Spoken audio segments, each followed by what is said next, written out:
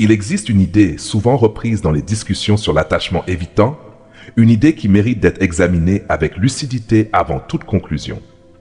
Selon cette vision, une personne au style d'attachement évitant finirait par construire sa vie avec quelqu'un de plus simple, moins exigeant sur le plan émotionnel, moins enclin à rechercher une intimité profonde ou une connexion authentique.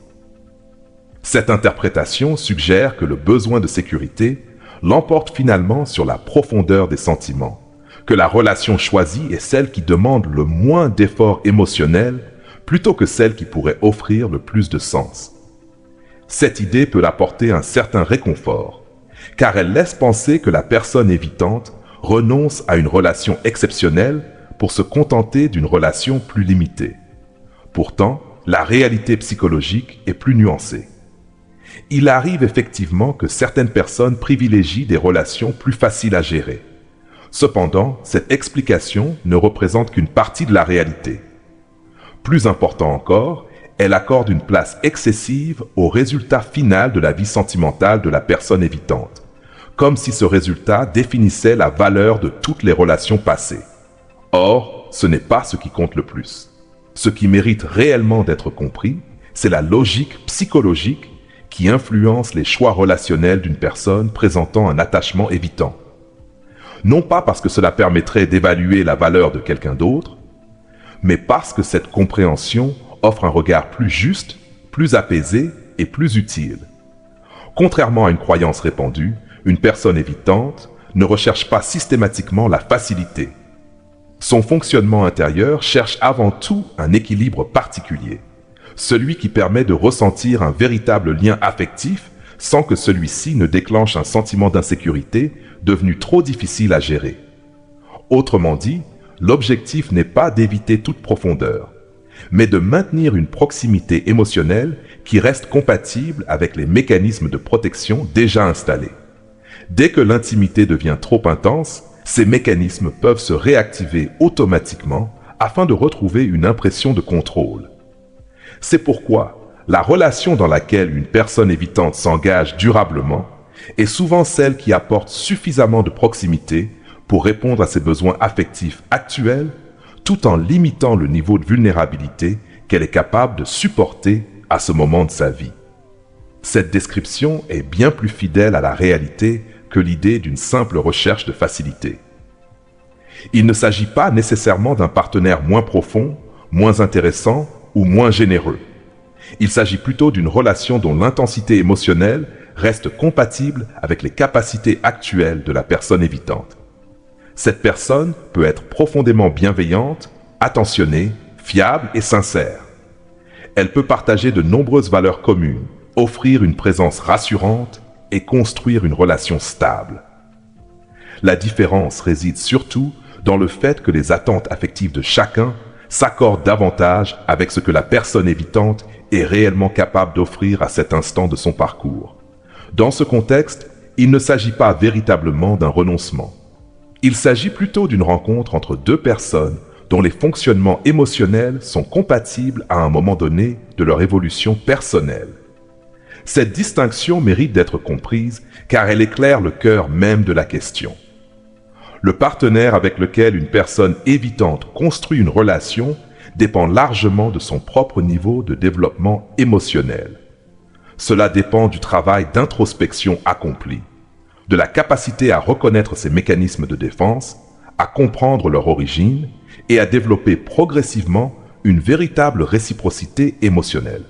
Lorsqu'une personne évitante entreprend un réel travail sur elle-même, accepte d'explorer ses peurs sans chercher à les fuir et développe progressivement une plus grande capacité à vivre la vulnérabilité, elle devient naturellement capable de construire une relation plus profonde. Dans ce cas, elle peut s'engager auprès d'une personne qui attend une présence émotionnelle plus constante, une communication plus ouverte et un engagement plus équilibré. Ces nouvelles capacités lui permettent alors de répondre à ses attentes de manière plus sereine. À l'inverse, lorsque aucune véritable évolution intérieure ne s'est produite, lorsque les anciens mécanismes restent inchangés malgré le temps qui passe, les relations choisies correspondent souvent aux limites de ce fonctionnement initial. Les besoins émotionnels du partenaire restent alors suffisamment modérés pour ne pas provoquer une activation permanente des stratégies de retrait. Dans aucun de ces scénarios, cela ne signifie qu'un partenaire aurait davantage de valeur qu'un autre. Les relations sont simplement différentes parce qu'elles correspondent à des étapes différentes du développement personnel. Cette perspective invite également à réfléchir à une autre question, souvent plus importante. Lorsque quelqu'un se demande avec qui une personne évitante finira sa vie, cette interrogation cache souvent une inquiétude plus profonde. La véritable question n'est pas seulement « avec qui sera-t-elle ?» Elle devient souvent « trouvera-t-elle quelqu'un de plus heureux qu'avec moi ?» Recevra-t-elle ailleurs tout ce qui n'a pas été possible ici? Ou encore, les efforts, la patience, l'affection et l'engagement investis profiteront-ils finalement à une autre personne? Ces interrogations sont profondément humaines. Elles apparaissent naturellement après une relation dans laquelle beaucoup d'énergie, de confiance et d'espoir ont été investis. Elles traduisent le besoin de donner un sens à ce qui a été vécu et de comprendre ce que l'avenir réserve. La psychologie montre cependant qu'un autre regard peut être plus libérateur. Le parcours relationnel d'une personne évitante lui appartient entièrement. Il résulte de ses choix, de son histoire, de son évolution personnelle et de sa volonté ou non de transformer progressivement ses mécanismes de protection. En parallèle, chaque parcours de vie suit sa propre trajectoire. L'avenir d'une personne ne dépend jamais exclusivement des choix de quelqu'un d'autre. Il se construit à travers ses propres expériences, ses décisions, sa capacité à mieux se connaître et à créer des relations où authenticité, respect mutuel et sécurité émotionnelle peuvent réellement s'épanouir. En psychologie, il est souvent observé que l'attention dirigée vers ce qui peut être construit aujourd'hui favorise davantage le bien-être que la comparaison constante avec le chemin emprunté par une autre personne. Chaque expérience relationnelle, même lorsqu'elle se termine, peut devenir une source précieuse d'apprentissage. Elle aide à mieux identifier ses besoins, à renforcer ses limites personnelles, à développer une communication plus authentique et à reconnaître plus rapidement les relations capables d'accueillir pleinement ce que chacun est prêt à offrir. L'histoire d'une personne présentant un attachement évitant n'évolue d'ailleurs presque jamais de manière parfaitement linéaire. Son parcours est souvent marqué par des avancées, des hésitations, des remises en question et parfois des retours temporaires vers d'anciens comportements. Comme pour toute évolution humaine, les changements profonds se construisent progressivement. Les progrès peuvent sembler discrets, parfois presque invisibles, avant de devenir réellement durables. C'est pourquoi il est souvent plus constructif de ne pas chercher à prédire le destin sentimental d'une autre personne, mais d'investir son énergie dans son propre cheminement. Le véritable développement personnel consiste moins à savoir avec qui quelqu'un d'autre partagera son avenir qu'à construire, pas après pas, une vie dans laquelle les relations futures pourront reposer sur la confiance, la réciprocité, le respect et une sécurité émotionnelle de plus en plus solide. C'est dans cette direction que se trouve la croissance la plus durable, celle qui permet d'avancer avec davantage de sérénité, de maturité et d'espoir. Après une séparation marquante, il est fréquent qu'une personne présentant un style d'attachement évitant traverse une période particulière d'exploration relationnelle. Cette démarche n'est pas toujours consciente, ni même reconnue comme telle. Pourtant, elle apparaît souvent dans la manière dont de nouvelles relations naissent, évoluent, puis s'interrompent au fil du temps. Durant cette période, la personne évitante s'oriente généralement vers des relations où l'engagement émotionnel reste plus limité. Il ne s'agit pas nécessairement de rencontrer des personnes moins profondes ou moins attachantes, mais plutôt de privilégier des liens dont l'intensité demeure compatible avec les mécanismes de protection déjà en place. Ces relations peuvent être chaleureuses, agréables et sincères. Elles offrent une proximité rassurante, sans exiger le niveau de vulnérabilité qu'impliquait une relation plus profondément investie. Elles permettent ainsi de retrouver un certain équilibre émotionnel tout en limitant les situations susceptibles de réactiver les peurs liées à l'intimité. D'un point de vue psychologique, Cette stratégie répond souvent à un besoin de préserver un sentiment de sécurité intérieure. Les mécanismes de défense cherchent naturellement à éviter ce qui a auparavant été perçu comme une source de souffrance ou de déséquilibre émotionnel. Ces nouvelles expériences apportent donc un réel apaisement. Elles confirment parfois l'impression de pouvoir avancer seul, restaurent un sentiment de contrôle et offrent des moments de connexion appréciables. Cependant, avec le temps, une autre réalité peut progressivement apparaître. Certaines de ces relations procurent de la chaleur humaine, mais ne reproduisent pas la qualité particulière d'une connexion profondément authentique. Elles offrent de la sérénité, sans toujours donner le sentiment d'être pleinement compris, accueilli et accepté dans toute sa complexité. Cette prise de conscience survient rarement sous la forme d'une révélation spectaculaire. Elle ressemble davantage à une succession de petites expériences qui, mises bout à bout, permettent de mieux comprendre ce qui rend chaque relation véritablement unique. Au fil du temps, certaines personnes réalisent que certaines rencontres ne peuvent être remplacées simplement parce qu'une nouvelle relation commence. Chaque lien possède sa propre dynamique, façonnée par la personnalité de chacun, son histoire, ses valeurs et la manière dont deux individus interagissent ensemble. En psychologie des relations, cette singularité est essentielle. Une connexion profonde ne résulte pas uniquement de la compatibilité ou de l'attirance. Elle naît également de la façon dont deux personnes créent ensemble un espace où la confiance, l'écoute, le respect mutuel et la sécurité émotionnelle peuvent progressivement s'installer. Lorsque cette compréhension s'approfondit, une étape importante apparaît souvent. Il ne s'agit pas nécessairement de se demander s'il faut renouer avec une relation passée. Pour certaines personnes, cette possibilité existe encore. Pour d'autres, elle appartient définitivement au passé. Le véritable tournant est ailleurs. Il consiste à choisir entre continuer à fonctionner selon les anciens mécanismes de protection ou accepter d'entreprendre un véritable travail de développement personnel afin d'élargir sa capacité à vivre une intimité plus authentique. Ce choix demande du courage. Conserver les habitudes déjà connues procure une certaine stabilité. Les relations restent alors relativement confortables, mais peuvent parfois laisser une impression discrète d'inachevé. À l'inverse, développer une nouvelle manière d'entrer en relation implique d'accepter l'inconfort du changement. Cela suppose d'observer ses peurs avec honnêteté, de comprendre leur origine, d'apprendre progressivement à faire confiance et de construire une sécurité intérieure plus solide. Les recherches en psychologie montrent que ce type d'évolution est rarement rapide. Les transformations durables s'effectuent généralement par étapes, grâce à une réflexion régulière, à l'expérience et dans certains cas à un accompagnement thérapeutique. La plupart des personnes finissent un jour par être confrontées à ce choix, même si le moment où il survient varie considérablement d'un individu à l'autre. Certaines sont encore dans une phase d'exploration. D'autres commencent tout juste à remettre leurs anciens schémas en question. D'autres encore ont déjà engagé un véritable processus de changement. Le parcours de chacun reste profondément personnel, et il est impossible de connaître avec certitude l'étape à laquelle se trouve une autre personne. En réalité, cette information n'est pas celle qui influence le plus la qualité de son propre avenir. L'évolution d'une personne évitante dépend essentiellement de la décision qu'elle prend face à cette étape de son développement.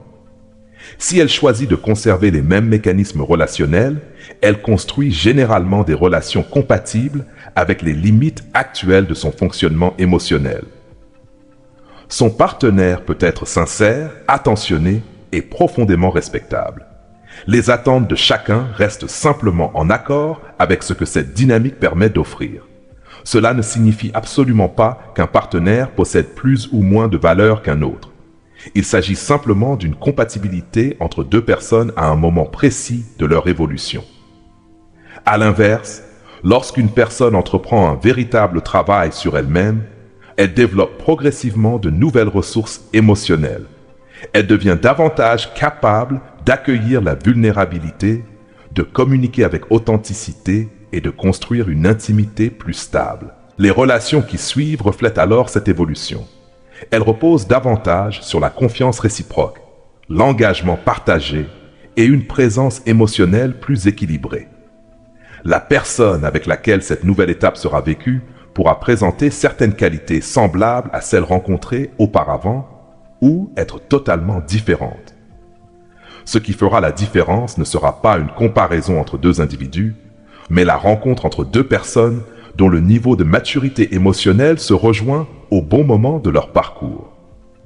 Cette perspective conduit finalement à une réflexion plus essentielle. La véritable question n'est peut-être pas de savoir avec qui une personne évitante construira son avenir. La question la plus constructive devient plutôt « Quelle personne choisit-on de devenir après une relation qui a profondément marqué son histoire ?» En psychologie, l'attention portée à son propre développement favorise davantage le bien-être que la recherche permanente de réponses concernant le parcours d'autrui. Chaque expérience relationnelle, même lorsqu'elle s'achève, peut renforcer la connaissance de soi, clarifier les attentes, développer l'estime personnelle et préparer des relations futures plus équilibrées. L'avenir se construit moins en observant le chemin emprunté par une autre personne qu'en développant progressivement la capacité de créer des liens fondés sur la confiance, le respect mutuel, l'écoute et une sécurité affective durable. C'est dans cette évolution personnelle que réside le véritable pouvoir de transformation, celui qui permet d'avancer avec davantage de sérénité, de discernement et de confiance envers les relations qui restent encore à construire. L'histoire qui mérite véritablement toute l'attention n'est pas celle des relations que la personne évitante construira ou non après cette séparation. La véritable histoire est celle qui continue de s'écrire dans la vie présente à travers les journées qui appartiennent pleinement à chacun, les décisions prises aujourd'hui et les expériences qui façonnent progressivement l'avenir. C'est là que se trouve l'essentiel. Cela l'a toujours été. Le parcours de la personne évitante lui appartient. Le vôtre vous appartient tout autant. Et c'est cette histoire-là qui mérite d'être écrite avec toute la conscience, la liberté et l'authenticité possible. Même après le moment où une personne évitante choisit de changer ou de conserver ses anciens mécanismes relationnels, son évolution ne devient jamais totalement prévisible. Lorsqu'elle décide d'entreprendre un véritable travail sur elle-même, cette transformation ne se produit pas du jour au lendemain. Le développement émotionnel suit rarement une ligne droite. Les progrès avancent souvent par étapes, avec des périodes d'élan, des moments de doute, des retours temporaires vers d'anciens réflexes et de nouvelles prises de conscience. La psychologie contemporaine souligne que les habitudes émotionnelles profondément enracinées demandent du temps pour évoluer. Les mécanismes de protection, construits parfois depuis de nombreuses années, continuent naturellement à se manifester avant de laisser progressivement place à de nouvelles façons d'entrer en relation. Apprendre à vivre une vulnérabilité sereine représente l'un des changements les plus exigeants pour une personne dont le système émotionnel a longtemps associé la proximité affective à une forme de menace. Les progrès peuvent alors sembler irréguliers. Certaines semaines donnent l'impression d'avancer. D'autres rappellent combien les anciens automatismes restent puissants. Il arrive que, précisément au moment où la relation devient plus intime, les anciennes stratégies de retrait réapparaissent presque spontanément. Ce phénomène ne traduit pas nécessairement un manque de bonne volonté. Il reflète souvent la difficulté bien réelle qu'éprouve le cerveau à remplacer des réactions devenues automatiques par de nouveaux comportements plus sécurisants. La personne qui partage la vie de quelqu'un engagé dans ce processus occupe alors une place particulièrement délicate. Elle construit une relation avec quelqu'un qui cherche sincèrement à évoluer tout en restant imparfait. Malgré ses efforts, certaines blessures anciennes peuvent encore influencer ses réactions. La question devient alors moins de savoir si cette relation est possible que d'observer comment elle évolue au fil du temps. Les signes les plus importants résident dans la sincérité des démarches entreprises, dans les changements concrets qui apparaissent progressivement et dans la capacité des deux partenaires à préserver leur équilibre personnel. Une relation saine ne repose jamais uniquement sur les efforts d'une seule personne. Elle demande que chacun puisse rester fidèle à lui-même sans renoncer progressivement à ses besoins essentiels pour maintenir l'équilibre du couple. Chaque situation possède sa propre réalité. Aucune réponse universelle ne peut déterminer ce qui convient à tous.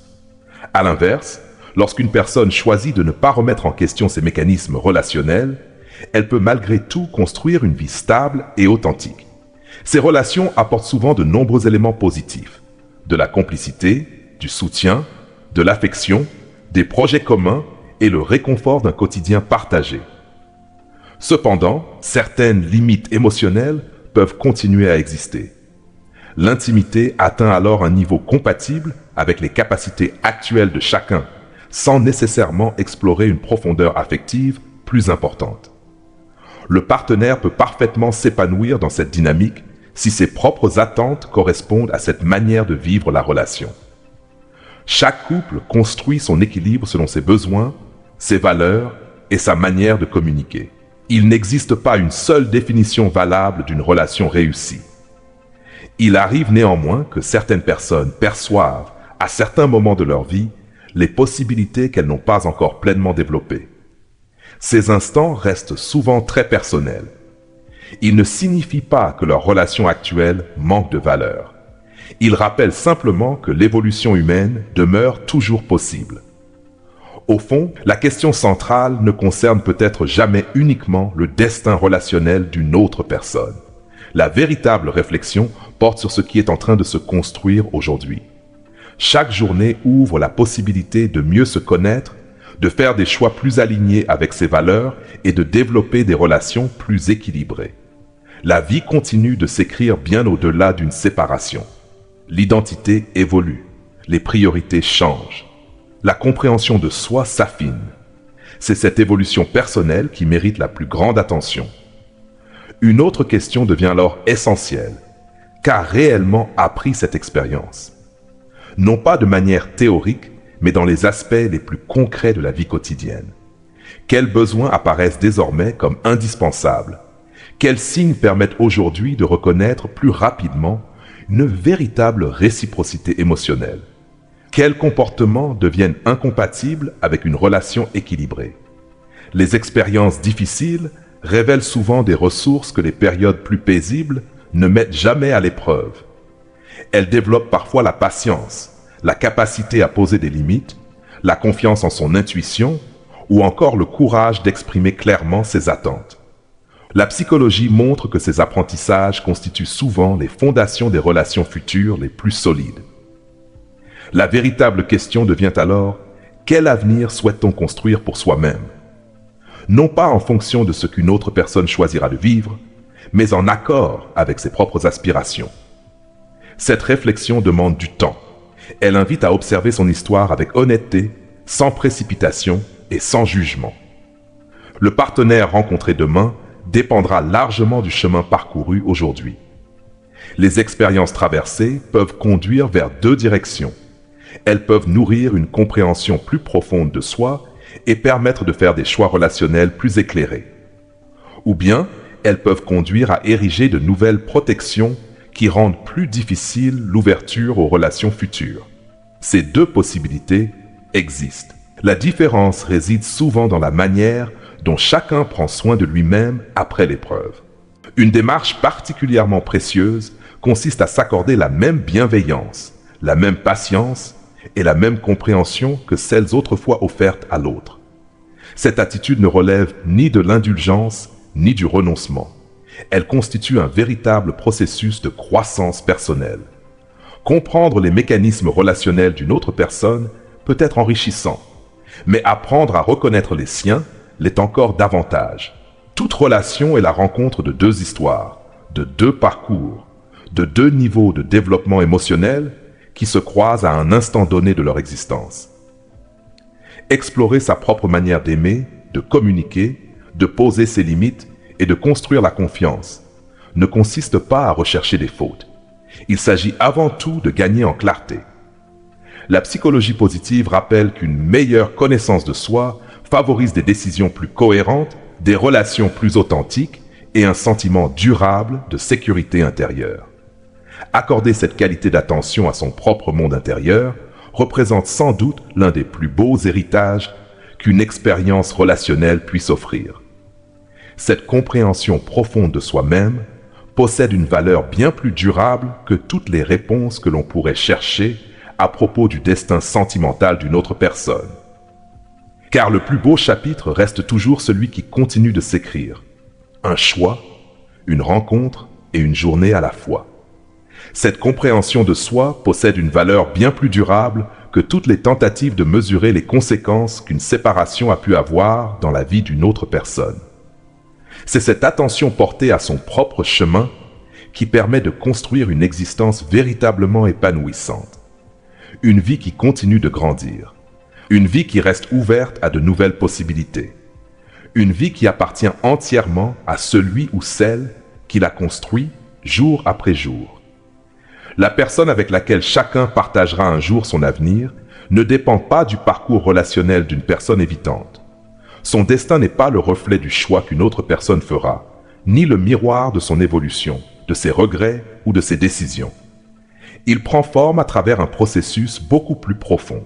Il naît de la capacité à mieux se connaître, à comprendre ses propres besoins émotionnels et à faire des choix qui correspondent réellement à ses valeurs, plutôt qu'à des réactions dictées par une expérience passée.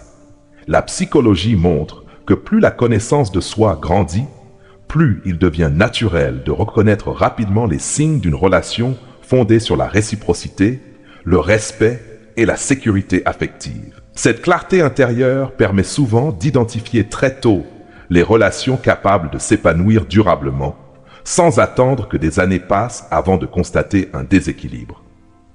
Elle invite également à accueillir la relation suivante avec des attentes plus justes, non pas des exigences irréalistes, non pas une recherche de perfection, mais le choix conscient de construire un lien dans lequel les besoins fondamentaux de chacun peuvent être entendus, respectés et partagés.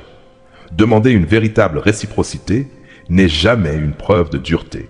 C'est souvent le signe d'une meilleure connaissance de soi. Lorsqu'une personne a appris, parfois à travers une expérience difficile, à reconnaître ce qui lui a manqué, elle devient progressivement plus capable d'identifier ce qui nourrit réellement une relation équilibrée. Cette lucidité ne ferme pas le cœur.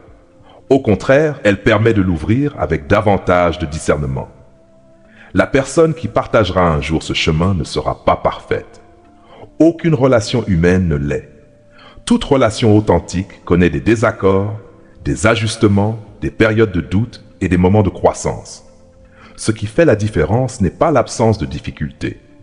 C'est la capacité des deux partenaires à les traverser ensemble, avec respect, écoute, confiance et engagement réciproque.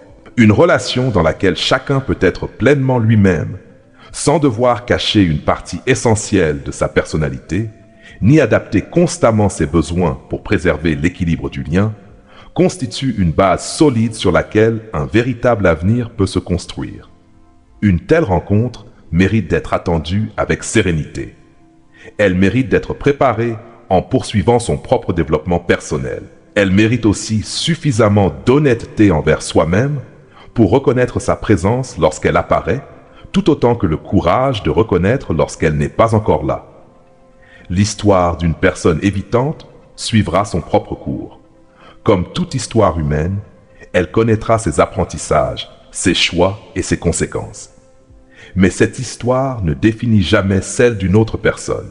La plus belle histoire reste celle qui continue de s'écrire aujourd'hui.